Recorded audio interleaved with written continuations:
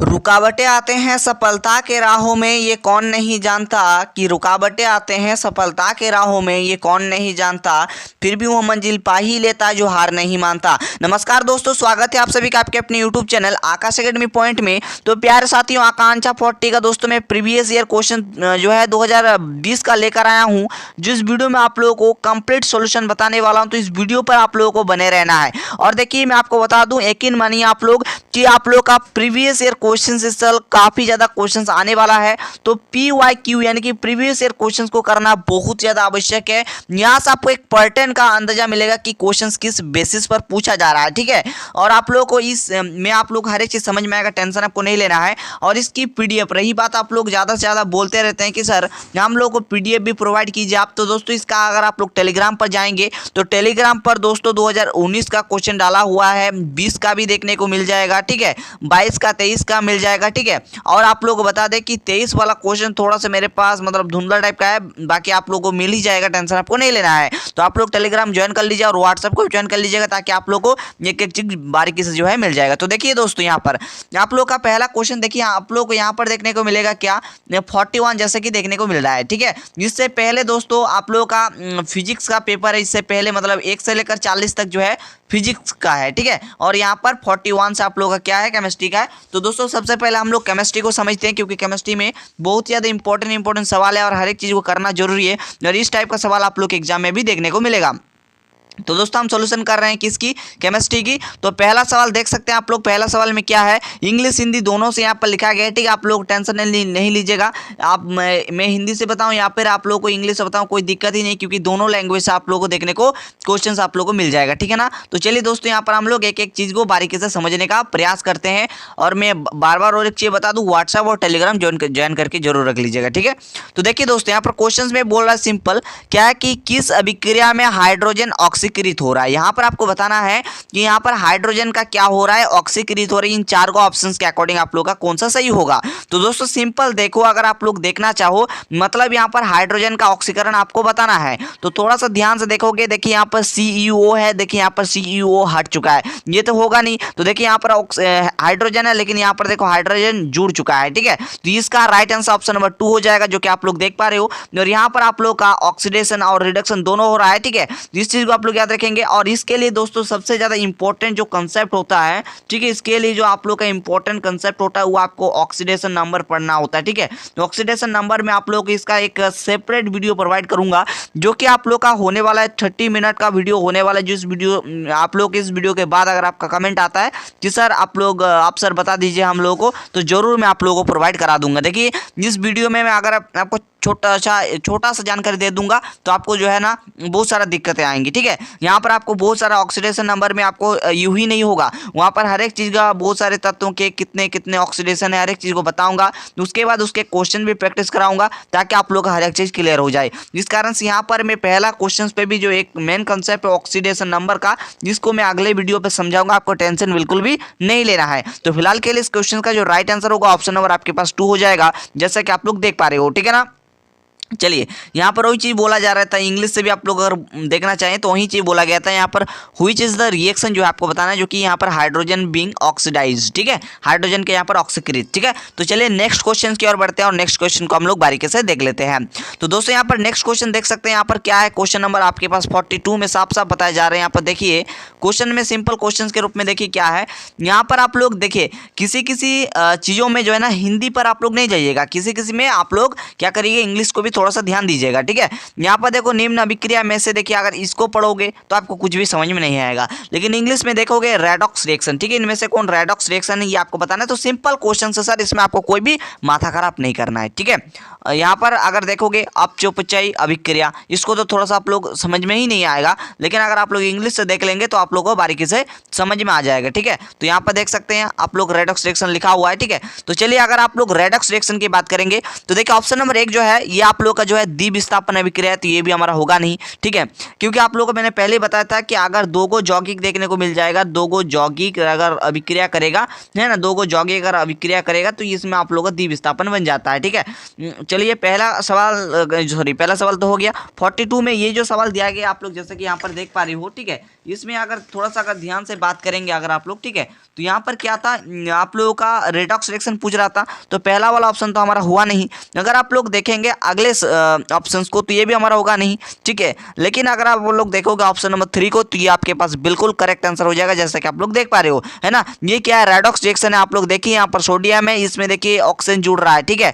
और अगर देखो यहाँ पर H2 यानी कि ऑक्सीजन है, देखिए यहाँ पर ऑक्सीजन हट चुका है। ये क्या आपके पास रेडॉक्स रिएक्शन हो जाएगा, ठीक है। रेडॉक्स रिएक्शन आपके पास हो जाएगा। क्लियर, इस बात को आप लोग जान लीजिए, ठीक है। तो दूसरा सवाल भी हो गया। चलिए हम आगे बढ़ते हैं। देखिए दोस्तों अगला सवाल देखिए क्या है, यहाँ पर आप लोग हर एक चीज समझ में आएगा, टेंशन आपको नहीं लेना है, बार बार हम बताते हैं, ठीक है। आकांक्षा पोटी कोई बड़ा टफेस्ट एग्जाम नहीं है कि आपसे नहीं क्रैक होगा, जरूर होगा, सिर्फ आप लोगों को लगातार पढ़ना है, ठीक है, और मेहनत करने। क्या है कि उभय अपघटन अभिक्रिया, ठीक है। यहाँ पर उभय अपघटन अभिक्रिया को देखकर आप अगर घबरा जाएंगे तो आपसे नहीं होगा, ठीक है। तो यहाँ पर मैं आपको बता दूं ये जो आप लोगों के पास दिया गया है उभय अपघटन, तो इसका दूसरा नाम होता है द्विविस्थापन, ठीक है।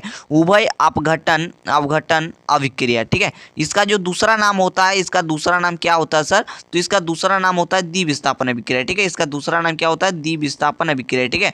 जिसके लिए आप लोग टेंशन नहीं लीजिए, द्विविस्थापन अभिक्रिया, ठीक है। तो द्विविस्थापन अभिक्रिया में क्या होता है, इसमें आयनों की अदला बदली होती है, जिसमें दो गो यौगिक होता है। तो यहाँ पर अगर देखेंगे तो ये भी हमारा होगा नहीं, ये भी हमारा होगा नहीं, ये भी होगा नहीं। लेकिन इसको देखेंगे ऑप्शन नंबर 4 को, सर ये कैसे होगा, तो देखो तोनु सल्फ्यूरिक अम्ल, ठीक है। तोनु सल्फ्यूरिक अम्ल यानी कि आपके पास हो गया H2SO4। ये क्या है, ये आपके पास एक यौगिक है। क्लियर हो गया, मैं अच्छे तरीके से लिख देता हूँ, इसके लिए आप लोग टेंशन नहीं लीजिए, है ना। तो H2SO4 हो गया, जिसमें क्या है यहाँ पर क्या है कि तोनु सल्फ्यूरिक अम्ल में BaCl2 विलयन का योग, यानी कि अगर हम लोग इसकी अभिक्रिया BaCl2 से करा दें तो इसमें आपके पास बनने वाला उत्पाद क्या होगा, ये आपके पास क्या होगा भाई, तो BaSO4 बन जाएगा और प्लस में आपके पास 2HCl बन जाएगा, ठीक है। उसके बाद क्या बन जाएगा, 2HCl, ठीक है। इस बात को खोपड़े में घुसा, यानी कि जो Ba है ना, ये आपकी ये चीज़ें हैं, दोनों अभिक्रिया करके ये बना लेगा BaSO4 और यहाँ से H और यहाँ से Cl 2HCl के रूप में बाहर निकल जाएगा 2 मोल, ठीक है। संतुलित भी हमने कर दिया है, तो ये आपके पास राइट आंसर हो जाएगा ऑप्शन नंबर 4। आई होप कि समझ चुके हो आप लोग, ठीक है। यहाँ पर आप लोगों को अगर आप लोग मेरे ट्रिक को देखे हो तो ही पता चलेगा दोस्तों, है ना। यहाँ पर जितने सारे अभिक्रिया है सभी का ट्रिक बताया हुआ है। अभिक्रिया का जो ट्रिक है, ट्रिक भी मालूम होना चाहिए। मैं आपको थोड़ा सा जानकारी दे देता हूँ, ऐसा नहीं है ये हमारा डिटेल लेक्चर है तो डिटेल ही हम बताएंगे आपको, ऐसा नहीं कि हम छोड़ देंगे, ठीक है। ऐसा कोई भी बात आपके पास है नहीं, ठीक है। अगर इंग्लिश से देखना चाहिए तो इंग्लिश से भी आप लोग देख सकते हो, है ना। यहाँ पर आप लोग को डबल डिकम्पोजिशन रिएक्शन आपको बताना है, देख सकते हो यहाँ पर, ठीक है। तो अगर आप लोग का ट्रिक देखें तो सबसे पहले हम बात करते हैं किस चीज़ की, सबसे पहले बात करते हैं संयोजन अभिक्रिया की, ठीक है। सबसे पहले बात करते हैं संयोजन अभिक्रिया की, उसके बाद हम आगे बात करेंगे, ठीक है। जो देखो संयोजन अभिक्रिया का ट्रिक क्या कहता है, तो आपको पता होगा कि एक आपके पास तीर का निशान आप लोगों को देखने को मिलता है, ठीक है। तीर का निशान आप लोगों को देखने को मिलता है, तो इसके इस साइड वाला जो चीज़ें होती हैं और इसके तीर चिन्ह के इस साइड वाला जो होता है तो इसको बोलते हैं अभिकारक, ठीक है। इसको क्या बोलते हैं दोस्तों, इसको बोलते हैं अभिकारक, ठीक है। और इसको दोस्तों बोलते हैं उत्पाद, ठीक है, यानी कि प्रोडक्ट, है ना। इसको क्या बोलते हैं, उत्पाद बोलते हैं, या फिर आप लोग प्रोडक्ट भी बोल सकते हो। तो ये हो गया हमारे पास उत्पाद, ठीक है। तो ये क्या हुआ हमारा अभिकारक, और ये हमारे आपके पास क्या हो गया, उत्पाद। तो जब दोस्तों ध्यान से गौर से आप लोग बार बार बता रहे हैं, ध्यान से सुनिएगा, अगर आपके पास ये जो अभिकारक है इसमें 2 या 2 से अधिक चीज रहेगा और बनने वाला उत्पाद मात्र एक ठो ही बनेगा, तो इसमें आपके पास क्या होगा, ये आपके पास द्विविस्थापन अभिक्रिया होगा। समझे नहीं, मैं फिर से समझाता हूँ, ये हमारा अंतिम बार है आपको समझाने का, इसलिए आप लोग गौर से सुनने का प्रयास करेंगे। इस लेक्चर को आपके पास अगर मतलब अच्छा लगेगा तो प्लीज़ हमको कमेंट करके बताना। अगर आपके पास कमेंट ज़्यादा से ज़्यादा देखने को मिले तो ऐसे लेक्चर आपको प्रोवाइड हम करते रहेंगे, ठीक है। तो इसमें हमने समझा क्या सर, तो इसमें हमने समझा कि आपके पास 2 गो यहाँ पर क्या रहेगा, अभिकारक रहेगा, लेकिन बनने वाला उत्पाद आपके पास 1 गो बनेगा। लेकिन बनने वाला जो उत्पाद होगा हमारे पास 1 गो ही बनेगा, इसको ही हम लोग बोलते हैं। जैसे आपके पास ले लो Mg ले लिया, यानी कि मैग्नीशियम ले लिया, इसके ऑक्सीजन से क्रिया करा दिया तो MgO बन गया, ठीक है। मैं संतुलित वगैरह कुछ नहीं कर रहा हूँ, आपको सीधा आपको दिखा दे रहा हूँ, ठीक है। तो ये आपके यहाँ पर Mg इस प्रकार से ले सकते हैं, Mg2, ठीक है। तो इस प्रकार से आपके पास सिंपल हो गया, ठीक है ना, क्लियर हो गया। तो इस प्रकार से आप लोग पकड़ सकते हो आपके पास संयोजन का। लेकिन अगर आप चाहते हो वियोजन का, अगर आप विस्थापन का जो संयोजन का एग्जाम्पल आप मैग्नीशियम ले लिया, ठीक है, मैग्नीशियम के साथ O2 की क्रिया कराया, इस प्रकार से आप लोग MgO टिक कर सकते हो। लेकिन यहाँ पर 2 मोल लगा दो, यहाँ पर भी 2 लगा दो, ठीक है। चलो इतना क्लियर हो गया। चलो इसमें कोई दिक्कत है नहीं। आगे देखिए, आगे आपके पास यहाँ पर जो बता रहे हैं इस पर आप लोग ध्यान देंगे। यहाँ पर अगर हम बात करें वियोजन की, इसके उल्टा जस्ट, ठीक है, वियोजन जस्ट संयोजन के उल्टा है। तो वियोजन में आपके पास ये जो तीर का निशान है, आपके पास यहाँ पर जो अभिकारक होगा इसमें मात्र और मात्र एक ठो चीज़ रहेगा, लेकिन बनने वाला उत्पाद 2 हो सकता है, 2 से अधिक भी हो सकता है, इससे आप लोगों को लेना देना नहीं है, ठीक है। तो बात समझ में आ गया। तो इसको हम इस अभिक्रिया को क्या बोलेंगे, वियोजन अभिक्रिया बोलेंगे। बात खत्म, खाना हजम। यहाँ पर आप लोग ले लो ना MgO ले लो, इससे आप लोग क्या बन जाएगा Mg प्लस में O, ठीक है। क्लियर हो गया। इस प्रकार से आप लोग कर सकते हो, ठीक है। सिंपल मैंने आपको एज दैट समझाने का प्रयास किया, ठीक है। चलो अब बात करते हैं विस्थापन की। विस्थापन तो हमने बता ही दिया। अब बात कर लेते हैं विस्थापन अभिक्रिया की। तो विस्थापन में तो आपको कुछ माथा खराब करना नहीं है, जिसमें आपके पास एक गो तत्व रहेगा, दूसरा आपके पास यौगिक होगा, है ना। जस्ट आप लोग को अभिक्रिया करवा देना है, तो आपके पास जो चीज़ें बन जाएंगी, है ना, प्रोडक्ट के रूप में, तो ये आपके पास द्विविस्थापन हो जाएगा। लेकिन समझना, एक गो तत्व रहेगा, एक गो यौगिक रहेगा। द्विविस्थापन में 2 गो ही आपके पास यौगिक होगा, जैसे कि टोनो सल्फ्यूरिक अम्ल और BaCl2। क्लियर हो गया, बात समझ में आ चुकी होंगी। चलिए नेक्स्ट सवाल की ओर बढ़ा जाए, क्योंकि हमने इसमें डिटेल चर्चा कर ली है। चलिए सिंपल एज दैट आगे देखिए। यहाँ पर अगला क्वेश्चन आप लोगों से जो पूछा जा रहा है ना दोस्तों, यहाँ पर सिंपल देखिए, हम जूम कर देते हैं ताकि यहाँ पर 2 ही सवाल दिखे तो सबसे बढ़िया रहेगा, ठीक है। तो चलिए यहाँ पर देखिए, यहाँ पर सवाल क्या है, यहाँ पर सवाल आप लोग देखिए यहाँ पर, ठीक है। 1 मिनट जी, इसको हम थोड़ा सा इस प्रकार से कर देते हैं। तो देखिए यहाँ पर सवाल आप लोग को देखने को मिल जाएगा दोस्तों। क्वेश्चन क्या बोल रहा है, ध्यान से देखेंगे कि यहाँ पर अपच होने पर निम्न में से कौन सी जो है प्रकार की दवाई दी जाती है। मतलब ये मेरा एक्चुअली बोलने का मोटिव है। मान लीजिए किसी दिन आप बहुत कुछ खा लिए, ठीक है, मतलब मान लीजिए कि आप किसी के मतलब शादी वगैरह है, उसमें आप ठोस के खा लिए, है ना। तो इसमें जो आप लोग के पास एसिडिटी हो जाती है, इसमें हम लोग इनो वगैरह लेते हैं ना, तो यहाँ पर कौन सा दवाई काम में लेते हैं, तो एंटासिड आपके पास करेक्ट आंसर हो जाएगा। ये सब क्वेश्चन आप लोग के NCERT में दिए हुए हैं, इसलिए NCERT को जरूर एक बार पढ़ के जाइएगा, ठीक है। चलिए अगले सवाल को देखें। तो अगला सवाल यहाँ पर इंग्लिश हिंदी दोनों से आप लोग देख सकते हैं। यहाँ पर 45 नंबर क्वेश्चन क्या बोल रहा है, यहाँ पर क्वेश्चन बोल रहा है कि निम्न सूचकों में से अम्ल क्षार का सूचक नहीं है। यहाँ पर कौन सा राइट आंसर होगा ये आपको बताना है। बहुत ही इंपॉर्टेंट और बेहतरीन सवाल है ना। जिस प्रकार से हम लोग इस सवाल को कर लिए, ये भी देखिए इंपॉर्टेंट है ना। तो 45 का आंसर क्या होगा, तो इसका राइट आंसर हो जाएगा आपके पास ऑप्शन नंबर 1, है ना, फिनालेफ्थिलीन, ठीक है। ऑप्शन नंबर आपके पास 1 करेक्ट आंसर हो जाएगा, है ना। चलिए आगे बढ़िए। देखिए दोस्तों, यहाँ पर अगला सवाल क्या बोल रहा है, यहाँ पर निम्न में से 7 से कम पीएच वैल्यू। सबसे पहले पीएच वैल्यू क्या होता नहीं होता आप लोगों को समझना पड़ेगा, ठीक है। तो ही आप लोग बना पाइएगा, अन्यथा समझ में नहीं आएगा, ठीक है। इस कारण से हम लोग इसको मिटा दे रहे हैं और यहाँ पर हम लोग पीएच स्केल हर एक चीज़ के बारे में डिटेल चर्चा कर लेते हैं, ठीक है, ताकि आप लोगों को इससे रिलेटेड क्वेश्चन आया हुआ है, आपको और भी देखने को मिल जाएगा पीएच स्केल से रिलेटेड। इसलिए पीएच स्केल जो है, यानी कि पीएच मान जो है, इसको आपको रेडी करना है, ठीक है। पीएच स्केल का मतलब इस प्रकार से एक गो स्केल होता है, ठीक है, एक गो पीएच मान के लिए है ना। ये होता है 0 से लेकर के आपके पास 14 तक होता है, ठीक है। और इसमें एक गो यहाँ पर संख्या आती है 7, और ये जो 7 होता है, 7 जो है ये जो चीज़ें हैं, ये आपके पास ना अम्ल है ना क्षार है, यानी कि ये क्या है, उदासीन है, ठीक है। ये क्या हो गया दोस्तों, ये उदासीन हो गया। इस चीज़ को आप लोग याद रख लीजिएगा, ये क्या हो गया, उदासीन हो गया। लेकिन अगर हम लेस देन 7 की बात करें, यानी कि 7 से कम की बात करेंगे, तो इसमें आपके पास अम्ल आ जाएगा, ये आपके पास एसिड आ जाएगा बोले तो, ठीक है। हम आप लोग को हिंदी से लिख रहे हैं लेकिन इंग्लिश से बोल दे रहे हैं, ठीक है ना। और अगर हम लोग 7 से इस साइड जाएंगे, यानी कि 7 से अधिक जाएंगे, तो ये आपके पास क्या हो जाएगा, ये आपके पास क्षारक हो जाएगा, यानी कि क्षार हो जाएगा, यानी कि बेस हो जाएगा। क्लियर, बात समझ में आ गया होगा, कोई दिक्कत नहीं होना चाहिए मेरे अकॉर्डिंग, ठीक है। बात समझ में आ रहा है। तो यहाँ पर बोल रहा है कि 7 से कम मतलब यहाँ पर आप लोगों का अम्ल की बात हो रहा है, यानी कि यहाँ पर अम्ल की बात हो रहा है ना, अम्ल की बात हो रहा है। तो यहाँ पर अगर देखोगे 46 में, ये रक्त अम्ल नहीं होता है, सोडियम हाइड्रोक्साइड ये क्षार है, ये तो है नहीं, ये भी हमारा है नहीं, मिल्क ऑफ मैग्नीशियम ये भी होता नहीं है। लेकिन अगर देखोगे तो ग्रुस्टिक रॉस ये बिल्कुल करेक्ट आंसर हो जाएगा, जो कि आपके पास ये अम्ल होता है और पीएच में जो है पीएच 7 से कम होता है। क्लियर, बात समझ में आ चुके होंगी, है ना। और नीचे आप लोग कमेंट करके बताना कि रक्त का पीएच मान क्या होता है, ठीक है। चलिए अगला क्वेश्चन देखिए।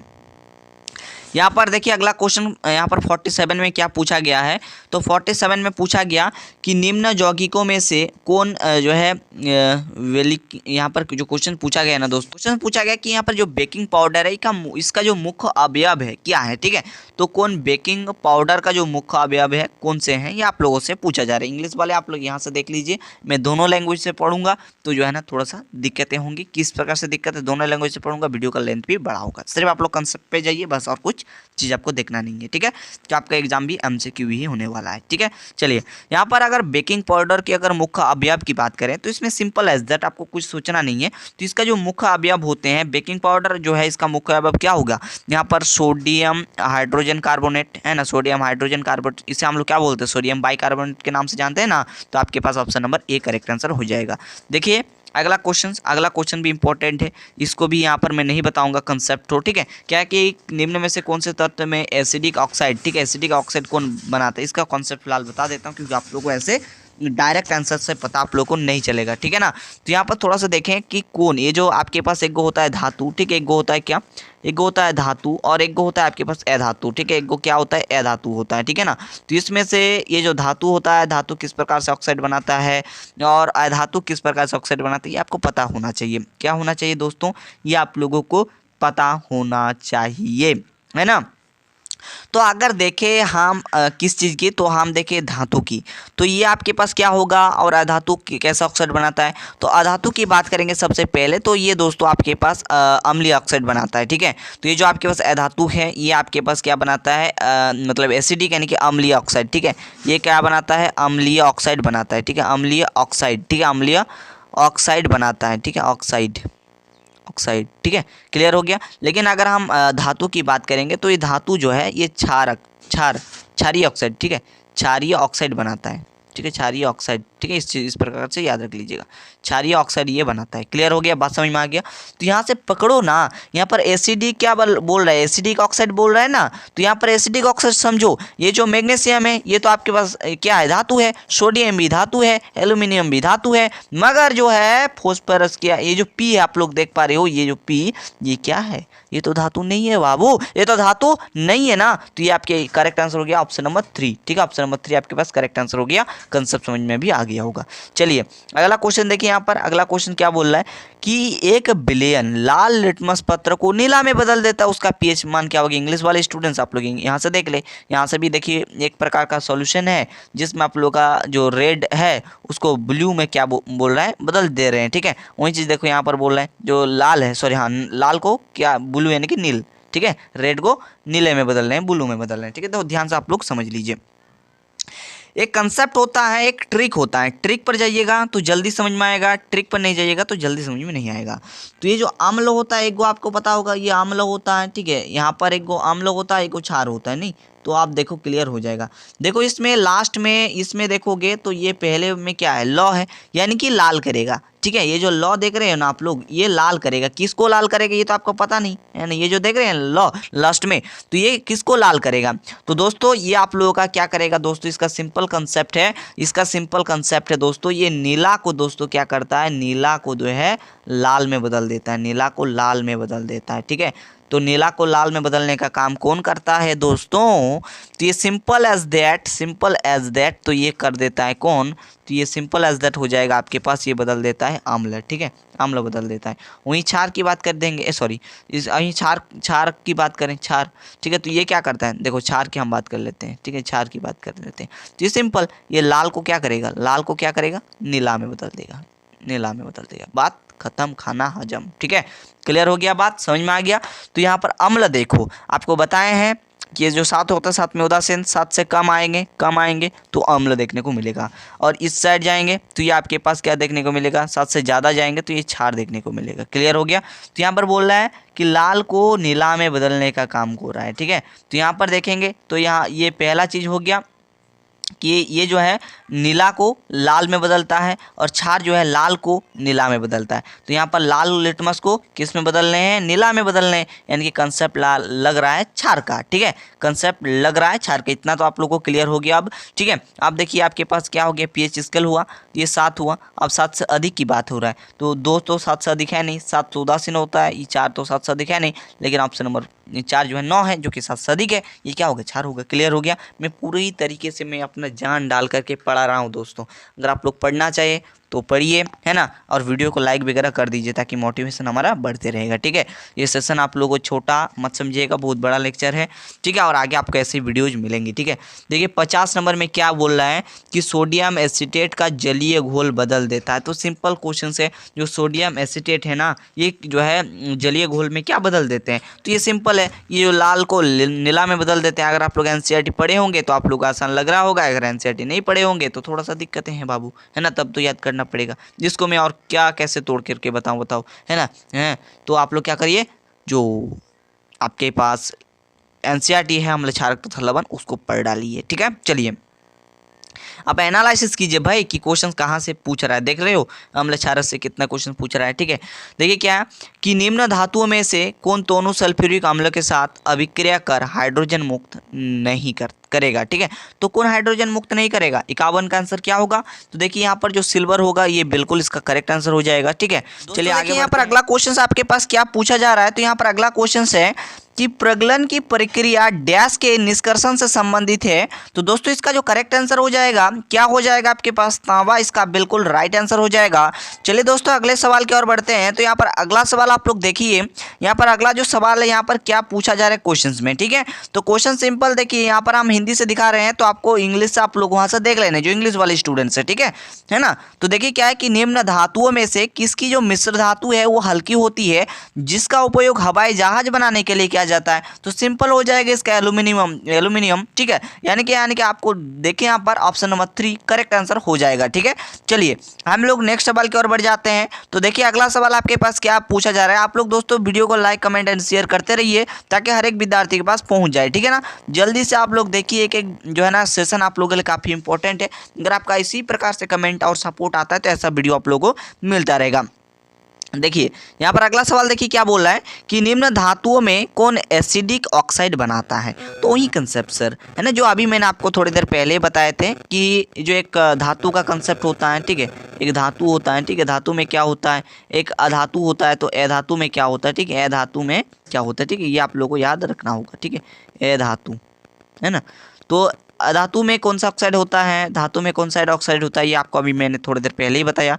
तो इस क्वेश्चन का आंसर आप लोग नीचे कमेंट बॉक्स में दीजिएगा। आसान क्वेश्चन से ऐसा ही, ये नहीं कि आप लोग का इतना टॉप क्वेश्चन हम दे दिए, है ना। तो आप लोग देखिए क्वेश्चन को अभी मैंने समझाया, एसिडिक ऑक्साइड यानी कि आप लोग देखिए यहाँ पर एसिडिक ऑक्साइड कौन बनाता है, धातु या फिर अधातु, उसी के हिसाब से आप लोग आंसर दीजिए। फिलहाल मैं बता ही देता हूँ, आप लोगों को डिस्टर्ब ना हो। ठीक है, कॉन्सेप्ट मैंने पहले ही बताया, जिसका राइट आंसर ऑप्शन नंबर 3 हो जाएगा, सल्फर, है ना, यानी कि आपसे गंधक बोल सकते हैं, इंग्लिश से सल्फर बोल सकते हैं। ठीक है, चलो नेक्स्ट सवाल की ओर बढ़ा जाए। तो नेक्स्ट सवाल देखिए क्या बोल रहा है यहाँ पर कि निम्न में से कौन सा तत्व हवा में जो है स्वतः जल जाता है। ठीक है, तो ये देखिए यहाँ पर आपके पास अगर देखें तो यहाँ पर राइट आंसर आपके पास पहला अगर सोडियम रहेगा तो सोडियम राइट आंसर हो जाएगा।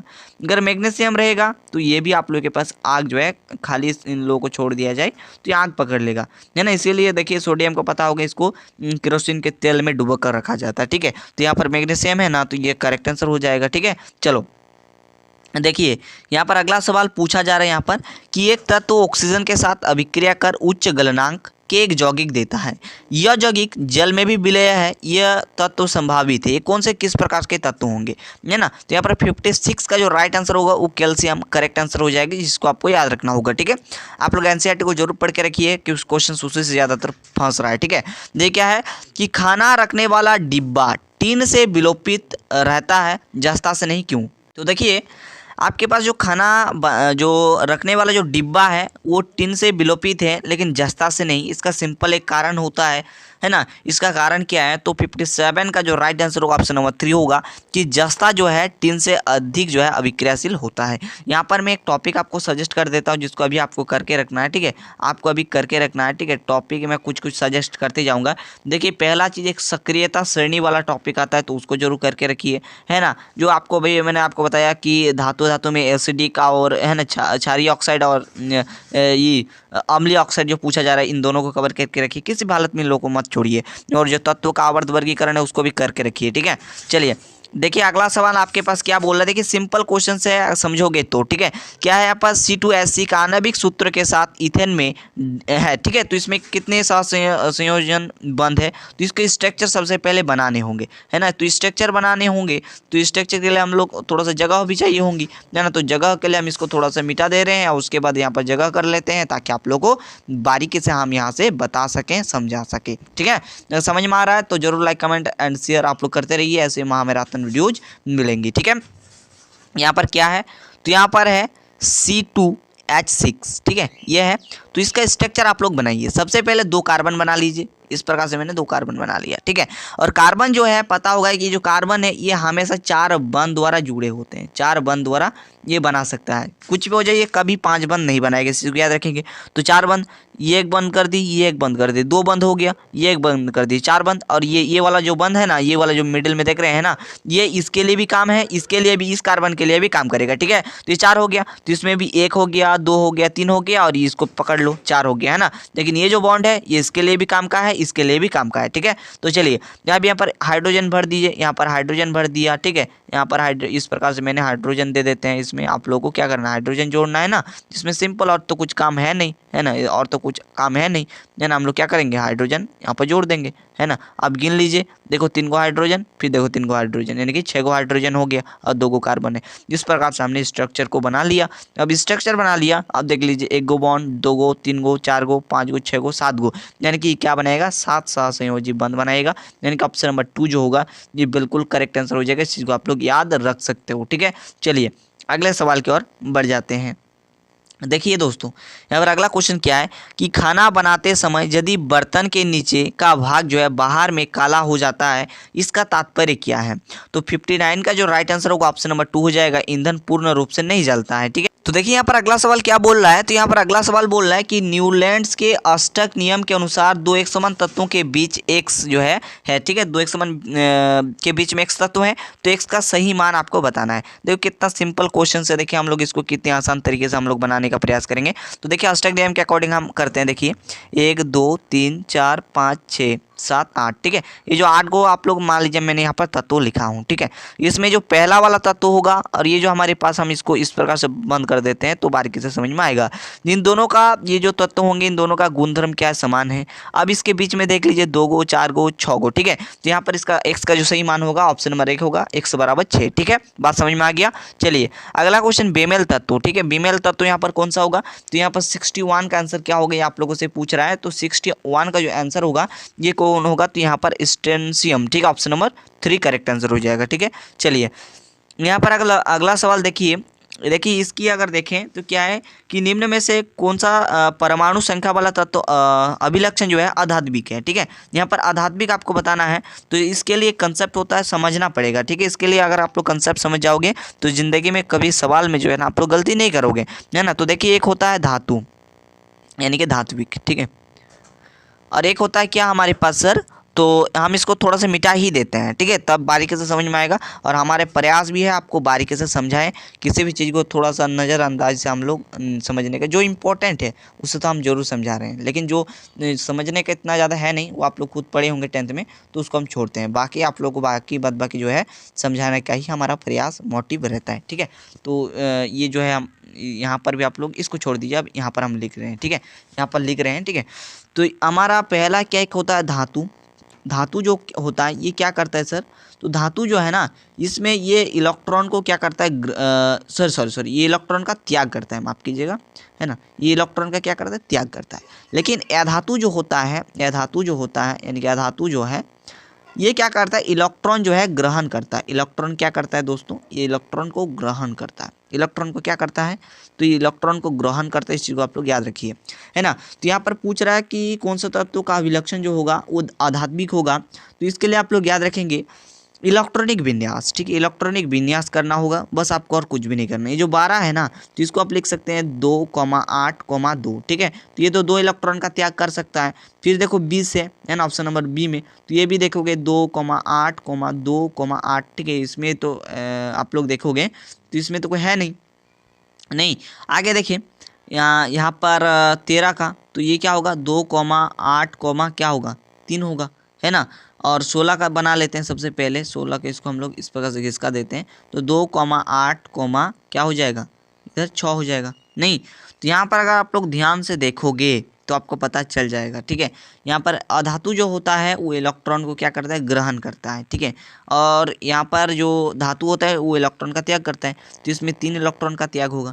लेकिन ये जो इसमें देखो ना अंत में 6 है ना, तो ये चाहेगा कि 2 इलेक्ट्रॉन जो है ये क्या कर लेगा, अधातु जो होता है वो इलेक्ट्रॉन ग्रहण करने का प्रयास करेगा। ठीक है, तो यहाँ पर क्या होगा, इलेक्ट्रॉन ग्रहण होगा, यानी कि ऑप्शन नंबर आपके पास डी जो है ये करेक्ट आंसर होगा। जैसे कि आप लोग देख पा रहे हो क्यों हुआ, पता चला कि इसमें 2 इलेक्ट्रॉन ये तो त्याग कर सकता है, इसमें तो कुछ है नहीं। इसमें देखोगे तो इसमें 3 इलेक्ट्रॉन को जो है ये त्याग कर सकता है, लेकिन इसमें 6 है तो 6 तो ये त्याग करना नहीं, मतलब इसमें एनर्जी ज़्यादा आवश्यकता होगी, तो ये क्या कर लेगा, ग्रहण कर लेगा। 2 इलेक्ट्रॉन का किसी से जो है ना लेकर के ये जो है क्या कर लेगा, ग्रहण कर लेगा। ठीक है, तो ये आपके पास क्या होगा, ऑप्शन नंबर 4। ठीक है, चलिए देखिए अगला सवाल। देखिए अगला सवाल क्या बोल रहा है कि आवर्त तथा समूहों की दिशा में तत्व का रासायनिक अभिक्रियाशीलता के लिए सही क्रम। ये आप लोग पीरियोडिक टेबल को पढ़ाई करो, आपको एक भी दिक्कत नहीं होगा। इसके लिए मैं सजेस्ट करना चाहूँगा कि पीरियोडिक टेबल को आप लोग कंप्लीट करो। पीरियोडिक टेबल अगर आपसे नहीं याद हो रहा है तो आप लोग याद करने का प्रयास करो, और पीरियोडिक टेबल को याद करने का भी ट्रिक आ रहा है, वो चैप्टर को भी निचोड़ के आप लोग को बता दिया जाएगा। ठीक है, एक सेपरेट वीडियो दिया जाएगा। देखिए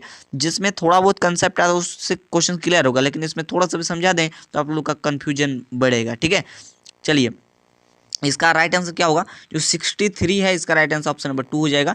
किसी समूह की दिशा में बढ़ती है। ठीक है, किसी समूह की दिशा में क्या होगा, बढ़ेगा। ठीक है, चलिए नेक्स्ट सवाल देखिए। देखिए आवर्त सारणी से कितना सारा सवाल है, इसलिए आवर्त सारणी को जरूर कंप्लीट करके रखिएगा। क्या है कि जब आवर्त सारणी में आवर्त में बाएं से हम लोग दाएं जाते हैं, ये सिंपल क्वेश्चन है कि जब हम लोग बाएं से दाएं जाते हैं तो उसकी प्रवृत्ति क्या होती है, कौन सी का राइट आंसर होगा, तो यहाँ पास 64 का राइट आंसर ऑप्शन नंबर 1 हो जाएगा। तत्व प्रकृति में कम धात्विक होते हैं। ठीक है, चलिए यहाँ पर 65 में देखिए क्या है, 65 में बोल रहा है कि तत्व एक सूत्र एक Cl2 का क्लोराइड बनाता है जो उच्च गलनांक का एक ठोस है। ठीक है, तो एक संभावित आवर्त सारणी में डैश समूह डैश के समान समूह में रहेगा।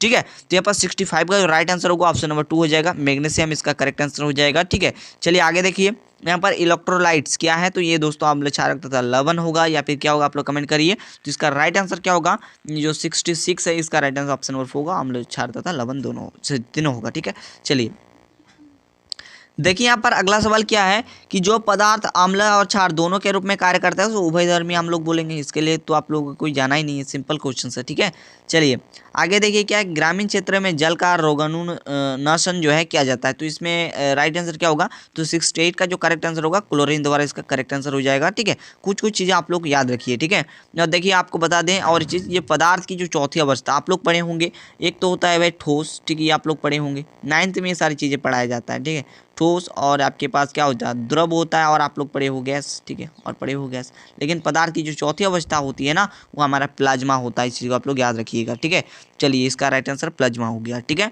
चलो अगला सवाल क्या है कि उष्मा का सुचालक लेकिन विद्युत का कुचालक ऐसा कौन सा होगा इनमें, तो इसका राइट आंसर क्या हो जाएगा, आप लोग बताने का प्रयास करेंगे। तो 70 का ऑप्शन नंबर 1 हो जाएगा। क्या होगा, अभ्रक। ठीक है, नहीं चलो अगले सवाल की ओर हम लोग बढ़ जाते हैं। देखिए ये जो क्वेश्चन है ये अगर आप लोग देखोगे तो ये आप लोगों को ये सवाल जो है 12th में देखने को मिलेगा। ठीक है, क्या है कि विद्युत अपघटन का नियम जो है ये किसने दिया था, तो ये फेराडे ने दिया था। ये 12th में है। ठीक है, डिटेल में पढ़ना होता है। ठीक है, फिलहाल आप लोग पढ़े होंगे। ठीक है, चलिए अगला सवाल है कि नमक तथा बालू के मिश्रण को अलग किया जाता है, तो ये जल में घोलकर हम लोग करते हैं। ऑप्शन नंबर 2 करेक्ट आंसर होगा। अगला सवाल है कि निम्न में से कौन अर्धपातन है ना, अर्धपातन गुणधर्म अगर हम लोग बात करें तो अर्धपातन में क्या होता है, जिसमें आप लोग का ठोस जो होगा, ठोस को सीधे जो है किस में बदल देगा, तो ये सीधे गैस में पटक देगा। ठीक है, गैस में पटक देगा, तो ये आपके पास कपूरी जो कि ठोस है गैस में बदल जाता है। ठीक है, देखिए अगला क्वेश्चन हल्की धातु, तो हल्की धातु कौन सा होगा, तो 74 का राइट आंसर ऑप्शन नंबर 3 हो जाएगा, लिथियम। ठीक है, चलिए अगला सवाल देखिए 75 एल्यूमिनियम का महत्वपूर्ण आयस्क क्या है, तो 75 का राइट आंसर क्या होगा, ऑप्शन नंबर 1 हो जाएगा, बक्साइट इसका करेक्ट आंसर हो जाएगा। ठीक है, यहाँ पर देखिए 76 का ऑप्शन नंबर 3 राइट आंसर हो जाएगा, कार्बन डाइऑक्साइड। अगर आग लग जाए कहीं पर, ठीक है, उसको बुझाने के लिए कौन सा गैस का यूज़ लेते हैं, कार्बन डाइऑक्साइड लेते हैं भाई। ये तो एक छोटा सा बच्चा भी बता देगा, ये आसान से भी आसान सवाल है। इस तरह का सवाल अगर आपसे बनाना जो आ रहा है तो समझिए कि आप लोग कुछ कर रहे हैं जीवन में, ठीक है। चलिए 77 देखिए, रेडियो निष्क्रिय तत्व, ठीक है। तो रेडियो निष्क्रिय तत्व आपके पास कौन सा होगा, ये आप लोग नीचे कमेंट करके बताइएगा। सिंपल क्वेश्चन आप लोग कमेंट कर सकते हो, ठीक है। 78 क्या है, तो यहाँ पर पूछा जा रहा है कि नाइट्राइड बनाने में सामान्य ताप पर कौन सी जो है धातु नाइट्रोजन के साथ अभिक्रिया करता है। तो यहाँ पर 78 का राइट आंसर ऑप्शन नंबर 3 हो जाएगा। मैग्नीशियम जो है ये जो है रिएक्शन करेगा, ठीक है। सोना विलेय है, गोल्ड सोलेबल, ठीक है। तो गोल्ड किस में सोलेबल होता है, ठीक है। तो जो आपके पास सोना है ना, ये आपके पास क्या होगा, इसका राइट आंसर ऑप्शन नंबर 4 होगा, अम्लराज में। और ये सब क्वेश्चंस आप लोग सीधा देखिए, धातु है धातु में सीधा एनसीईआरटी में दिया हुआ है। अगर आप लोग पढ़ते हो एनसीईआरटी तब पता चलेगा, ऐसे हम आंसर नहीं बता रहे हैं, ठीक है। चलिए अगला क्वेश्चन देखिए कि कौन अधिक सक्रिय हेलोजन है। तो इसमें अधिक सक्रिय हेलोजन कौन सा होगा, है ना। तो 80 का राइट आंसर ऑप्शन नंबर 1 होगा। सबसे ज़्यादा जो है ना क्या होगा, फ्लोरीन होगा, है ना। उसके बाद इस चीज़ को आप लोग याद रखेंगे, कभी क्लोरीन पर टिक नहीं कीजिएगा, ठीक है। तो आपके पास फ्लोरीन आपके पास करेक्ट आंसर हो जाएगा। तो ये था 80 सवाल। उसके बाद मैथमेटिक्स वगैरह ये सब 2020 का क्वेश्चन पेपर है, ठीक है। ये जो क्वेश्चन पेपर देख पा रहे हैं ये था 2020 का क्वेश्चन पेपर, ठीक है, 2020, ठीक है। 2020 साल में जितने सारे क्वेश्चन पूछा गया था हर एक सवाल को हम लोग कर लिए, ठीक है। फिर आप लोगों से अगर आपका डिमांड होगा कि सर फिजिक्स का भी बता दीजिए, तो फिजिक्स का लगभग अगर आप जहाँ तक मैंने सवाल को देखा, जहाँ तक न्यूमेरिकल वगैरह था, सभी को लेकर अगर एक पर्टिकुलर वीडियो दिया जाए, कम से कम आपके पास लगभग 50 मिनट तो पकड़ के रखिए, 50 मिनट या फिर 1 घंटा के भी जा सकता है, ठीक है। क्योंकि अगर डिटेल में बताना हो तो थोड़ा सा जाएगा भाई। इसमें कुछ कुछ जैसे कि थियोरेटिकल क्वेश्चंस था, इसको मैंने ज़्यादा एक्सप्लेन नहीं किया, है ना। जैसे ये सारी चीज़ें है ना, ये जैसे अगर आप लोगों को यहाँ पर समझाना होता कि विद्युत अपघटन के नियम जो है क्या है, विद्युत अपघटन के नियम, तो इसको अगर समझाते तो इसमें भी वक्त लगता, कम से कम इसमें जो है 15 मिनट तो वक्त ले ही लेता। लेकिन आपको इतना समझना नहीं है, ये सिर्फ किसने दिया ये सारी चीज़ें पूछता है, ठीक है। चलो, है ना। तो और जैसे कुछ कुछ सवाल जैसे कि हमने ज़्यादा नहीं समझाया, ठीक है, इस कारण से वक्त इसमें ज़्यादा लिया नहीं, है ना। तो आप लोग अगर डिमांड रखते हो कि सर डिटेल में बताइए, तो डिटेल में ही बताया जाएगा, इसमें आपको टेंशन नहीं लेना है। तो आज का वीडियो अगर आपको पसंद आए तो जरूर लाइक करके आप लोग अपने दोस्तों के पास शेयर करना।